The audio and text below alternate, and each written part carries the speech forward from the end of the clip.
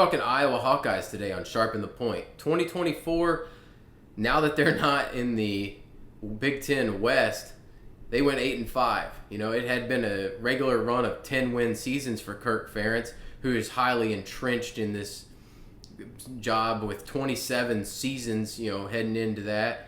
Offensive coordinator Tim Lester really brought some more offense. He's entering his second season. I think they're going to only improve from where they were a year ago. Long gone are the days of Deacon Hill at this point. Quarterback-wise, the quarterback play was still poor last year. They did manage to put up a lot more offense, but they were still 122nd in pass offense. And it has been bad for several years now with the run game and a stout defense being able to mask it to an extent. Now, a new hope arrives in the form of Mark Gronowski from South Dakota State. He's a true dual threat and a proven winner who can keep drives going. Gronowski was recovering from an injury in the spring, so he did not participate. There's going to be some adjustment to Gronowski's game needed, though. He really liked to escape the pocket and lower his shoulder and run guys over in the Missouri Valley Conference previously to get those extra yards and those first downs. He can't do that in the Big Ten and expect to make it for an entire season, so he's going to need to adjust, but he has wonderful playmaking ability, and he's likely to be the best quarterback they've had in some time now.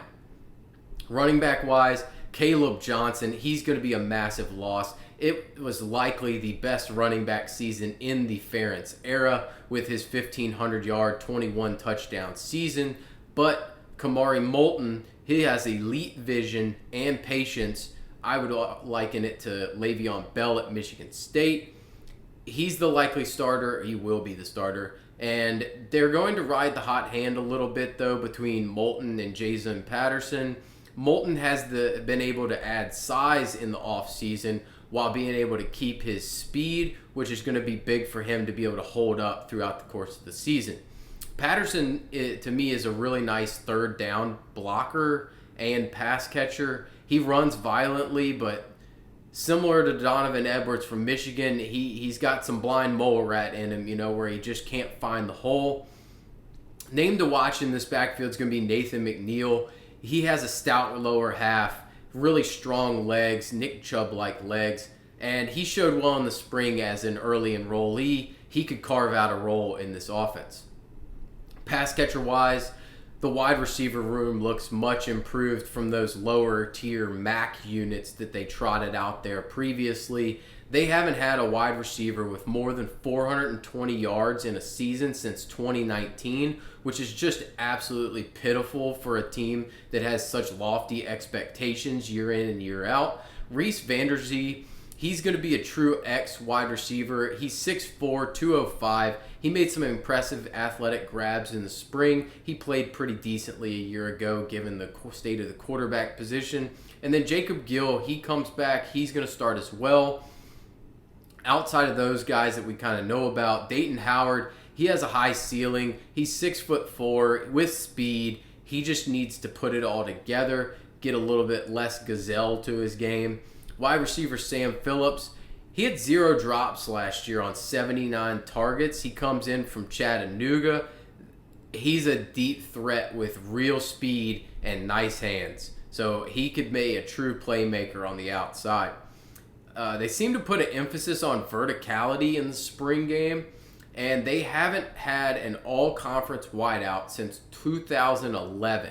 An improvement in this area would just be competent wide receiver play, and I don't know that any are going to be highly relevant to us in daily fantasy throughout the season, but they could make some splashes here or there. We could take some chances maybe if we can see those spike weeks. Moulton is going to be heavily entrenched in DFS for us. Addison Ostrenga, he can be a good tight end for them, but there's going to be some more emphasis on getting the ball to the wide receivers this year with Gronowski under center. Offensive line-wise, this is consistently one of the better units in the country every year, and it has been for almost a couple decades at this point. And there's no reason to believe that this season's going to be any different. Losses of Connor Colby and Mason Richmond are really going to hurt, but they're used to developing and replacing linemen year in and year out with great success. Center, Logan Jones, and right tackle, Jennings Dunker. They're the current stars of this unit, but really, to me, keep an eye on Cade Piper at right guard, as I think he can be a star in the making and a high draft pick eventually. Defensive line, it's still really good. They're going to need to get consistent pressure to aid an inexperienced secondary. Cooper DeJean no longer there. Max Llewellyn is capable of having a big sack season with his violent hands, and he has a really nice spin move, and he came on strong late last season. Bryce Hawthorne, he comes in from South Dakota State. He's added, he can make an impact up the middle. And then Aaron Graves is a freak athlete. He could really be in store for a massive season if he can take that next step. Linebacker-wise, they lose every starting linebacker, with Jay Higgins and Nick Jackson specifically being the big losses in this unit. Jaden Harrell and Carson Scherer, they're likely to get the first crack at filling those roles, but this is the most questions overall we've seen on an Iowa defense in a while, so we're going to need the offense to step up and mask that deficiency to some extent. Defensive back room, they lose a whole lot of the back seven from a year ago. Xavier Nwankpa, he's going to need to be a guy and piece it all together at free safety. He's a violent tackler and a playmaker. He was a former 5-star All-American. We need that talent to show through. And they need to find a true lockdown corner, which really could be TJ Hall. Although he did have a rough year a year ago, he has the talent to be their lockdown guy. Deshaun Lee's a much better closer to the line of scrimmage player than covering the deep ball. So keep an eye on teams trying to, push him deep and get him off of that early set line of scrimmage. Looking at the schedule and outlook, the defense was really a letdown by comparison to what we expect, as explosive plays got them a year ago. We're really going to learn a lot about these guys when they face off against my guy, Rocco Becht, in Iowa State in the Cyhawk. And then a successful season for the offense will really be if they can be less one-dimensional and show that the forward pass is something that they're capable of doing without being forced into it. That's going to allow them to build the defense this season with an eye toward making a leap next year on both sides of the ball. Schedule-wise, Albany, that's a win. Nice, easy one. At Iowa State, I'm going to list this as a coin flip. I will say right now, I love Rocco Becht so much that I'm never going to say that he could possibly lose, because I think he can put a team on his back. But ultimately, the road team in this series has won 5 in a row, so you have to feel good about that. You've won 3 in a row at Iowa State. UMass, that's a win. They're not good. At Rutgers, that's a win. I think Rutgers is rebuilding this year. Indiana, I don't think they're as good, and I think being at home in Kinnick is the difference maker here.